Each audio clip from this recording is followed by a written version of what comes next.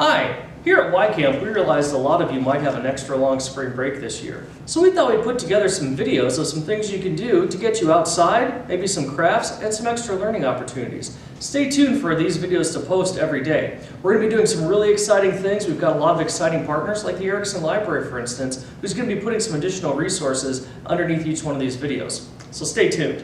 Okay, our first activity is going to be the Big Hike. This is a program that you could do in a local park or even in your own backyard. We're going to be covering a couple different parts of this class. We're going to be covering the Camouflage Game, Super Smell, Blind Walk, the Fox Walk, Paper Plate World, what's that?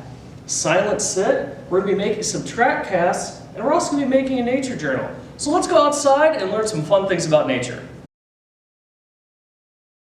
So the Camouflage Game is a great way to get kids exploring and learning about some of the adaptations that animals have in nature. It can be done anytime during a hike. What you do is, at any point during the hike, you cover your eyes and say, "Camouflage! 5, 4, 3, 2, 1. And they've got until then to find a place to hide. You will then turn around and try and spot them.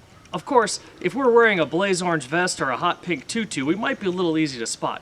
But what we're looking for are those key things of, did they blend into the surroundings? Are they standing still? Remember, the 4 key things to camouflage are shape, shine, shadow, and silhouette. Let's see an example of this.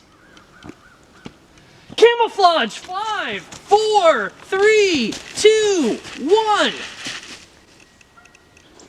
1. You know, there might be somebody hiding behind that tree over there, but they're standing really still, and they're blending in with the vertical shape of that tree. Is there anybody over there? Yeah, it was me. I was being camouflage. Have you ever wondered why a dog can smell so much better than you? You ever notice that their nose is kind of wet? Well, that's because having a wet nose kind of helps pull in some of those chemical compounds called esters that make up a lot of our sense of smell. But there's a fun experiment you can do to kind of up the game on your own sense of smell. What you're going to do is let your finger kind of wet, and you get your nose nice and wet. Yeah, it's kind of gross. Then we pick up a piece of nature, take a slow, deep breath. Wow, that's not like anything I've smelled before. You can experiment and really engage your sense of smell in different things, even in your own backyard.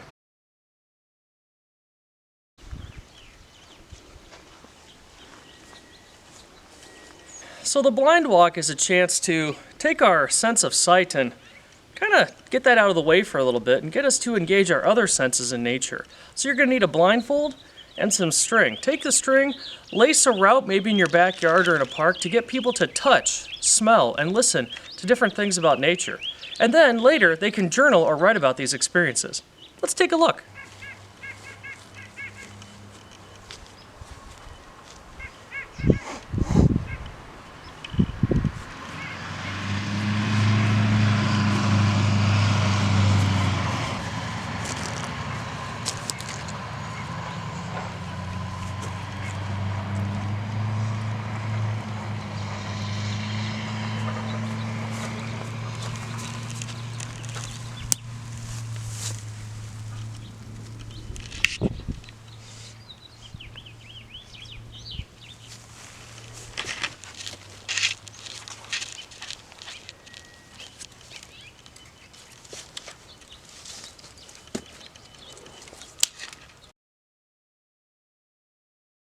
The Fox Walk is a really neat way to walk and slow yourself down when you're out in nature. In his book, The Tracker, Tom Brown Jr. mentions being taught this by a member of the Lipan Apache tribe, who are said to have observed nature and observed how the fox walks and then imitated that walk. To do this, we've got a couple simple steps. Instead of standing with our legs locked like we do normally, we're going to drop our tushies to the ground a little bit, carrying our weight on our muscles. And instead of throwing our weight forward and catching ourselves, we're going to keep all of our weight centered on our back foot until we're ready to take a step forward. So after squatting down, what I'm going to do is I'm going to use the edge of my foot to feel the ground, making sure that that's a good place to step. No sticks are going to break. Then I'll rotate my foot flat, but I'm still just feeling the ground. There's no weight here yet.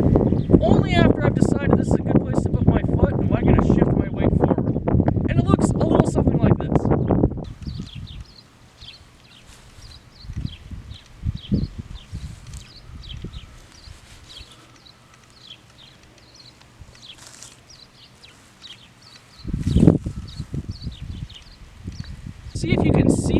here, more things going on in nature, because now you don't have to look where you're going. You can feel where you're going.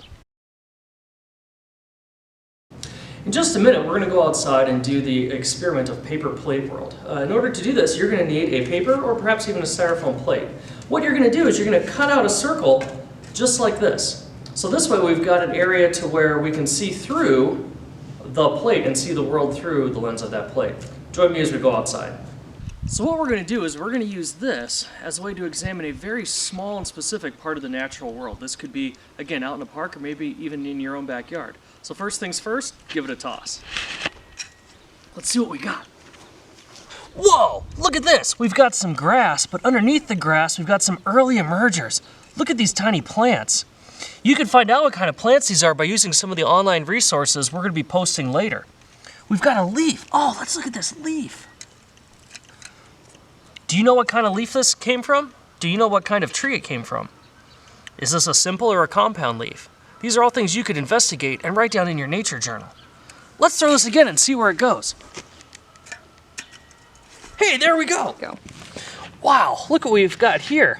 We've got some creeping Charlie vine. This is an early emerger in the spring and quite an invasive species for a lot of your gardens. Do you know it's a member of the mint family? Very interesting. Whoa! Pine cone, specifically a Douglas fir cone, not really a pine. There's an interesting story about this that we'll share a link to. Whoa, look! Deer seeds! The Silent Sit is a great program to do for a short period of time. It's where we encourage people to just sit quietly and observe nature with all of their senses. So let's try it.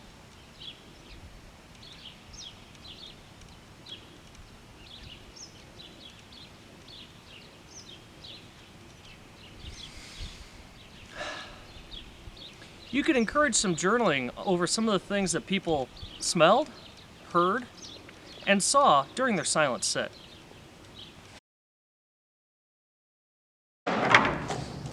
Okay, now, for making track casts, we're going to need some plaster or some track casting material.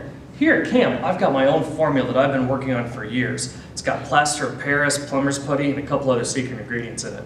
If you don't have any of these at home, you can use flour with a ratio of 1 cup of water to 2 cups of flour. We're going to mix this with some water, then we're going to go outside and find a track and pour it into it, make a cool little cast. Stay tuned. Okay, so we found a nice deer track here in the yard, and we're going to use some of this plaster mix to make a cast. So keeping it fairly thick, what we're going to do is look and make sure that there's not any big sticks or anything still in there. We're going to very slowly pour the mixture in, giving it a chance to settle, and coming back and just pouring a little extra on top. Now this is going to take upwards of half an hour to 45 minutes to set. So what you want to do is put the stick in the ground so you can remember where it is when you come back. Don't be like me and forget where you put it. Kind of cut around it. That's the best way. So here we've got a perfect example of a perfect footprint from an American white-tailed deer. To make a nature journal, we're just going to need some simple things that you probably already have sitting around the house. We're going to use some cardboard, some recycled paper, a little bit of string, and a hole punch. What you want to do is line up your paper and your cardboard and punch some holes through it. Then what you can do is you can string them together in a decorative fashion, making a nature journal out of 100% recycled materials that you were just going to throw away anyway. What a fun way to do some journaling outside. Okay, so let's review. We covered the camouflage game, we talked about super smell, we went on a blind walk, we taught you how to do the fox walk, we looked at the world through a paper plate, we did a silent sit, we made some track casts, and we made a nature journal. So I hope this gives you a day's worth of activities to do with your family. Now here's the challenging part. I challenge you to post a video or a picture on our Facebook page of you and your family doing these activities. Do so within the next 2 weeks to be entered in to win a prize for some really cool Y Camp gear. Stay tuned.